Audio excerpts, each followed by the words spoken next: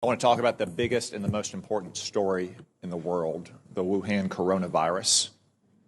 This coronavirus is a catastrophe on the scale of Chernobyl for China, but actually it's probably worse than Chernobyl, which was localized in its effect.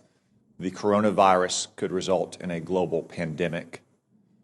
While you were all sleeping overnight, the number of diagnosed cases in China increased by 30%. Now, let me be clear, that's not new cases, that is just newly admitted cases. It is probably several orders of magnitude higher than that. Also, while you were sleeping, China now has its entire border with Russia closed.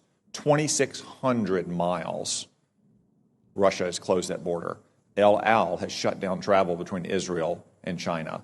Air France has shut down travel between China and France. And that's in addition to all the other countries that have already shut down travel.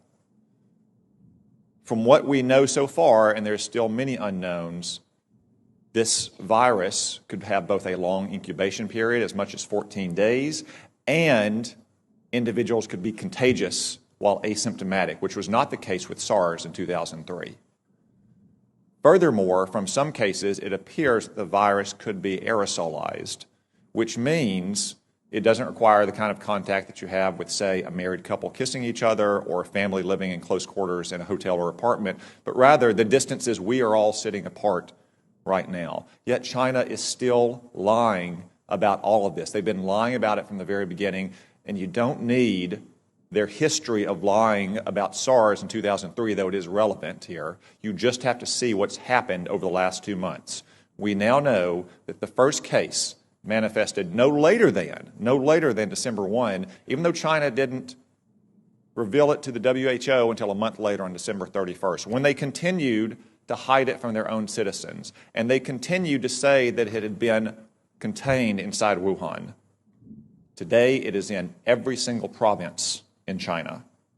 They also claimed for almost 2 months, until earlier this week, that it had originated in a seafood market in Wuhan, that locals had contracted it from animals in, say, bat soup or snake tartare. That is not the case. The Lancet published a study last weekend demonstrating that of the original 40 cases, 14 of them had no contact with the seafood market, including patient 0. As one epidemiologist said, that virus went into the seafood market before it came out of the seafood market. We still don't know where it originated. Could have been another seafood market. Could have been a farm. Could have been a food processing company.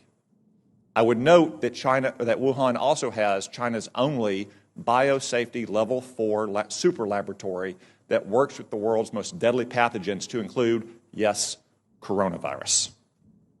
Now, look at China's own actions. They have quarantined 60 million people, 60 million, more than the entire population of our West Coast. They've shut down schools indefinitely. Classes canceled nationwide indefinitely. Hong Kong, a part of China, has basically shut down all travel from the mainland.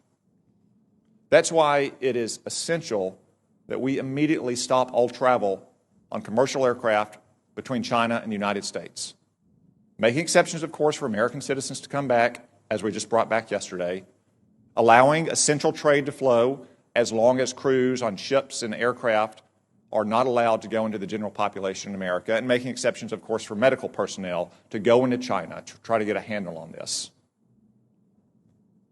It is essential that we take those steps, and essential that we get to the bottom of China's deceit and incompetence on this measure. And gentlemen, I raise this with you because you are responsible in your combatant commands for some countries that have the most fragile public institutions, to include the most fragile public health institutions in the world. So I ask, even though as of this morning there are not yet confirmed cases of coronavirus in your combatant commands, though I suspect there will be soon, what is your assessment about the ability of the governments in your combatant commands to handle a potential global pandemic like this? General Townsend. Thanks, Senator. So there are not, that I'm aware of, any confirmed cases, as you mentioned, but there are some suspected cases. The first report of suspected case I've heard of is in Djibouti, which you would imagine with a significant Chinese presence there. So the capacity of African nations to deal with this problem varies widely. For example, in Eastern Africa, Central East Africa, they've been dealing with Ebola, and they've been dealing with Ebola largely on their own and doing a pretty good job of it. So I think capacity there, but anywhere else in Africa is probably not to that degree. Admiral Fowler. The Venezuela crisis has already strained the social services of many of the nations. As you're aware, Senator, we had to deploy the hospital ship Comfort twice in 1 year to last deployment 12 different nations. And in one 5-day span, it can do the equivalent of a whole month for a region of some of the major countries. So I would be extremely concerned.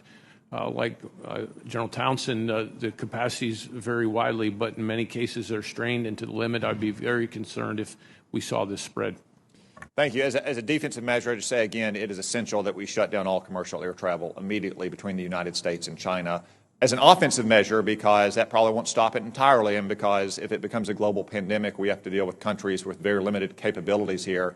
We need a Manhattan Project level effort to work with our best research scientists and laboratories in this country to develop a vaccine as quickly as possible.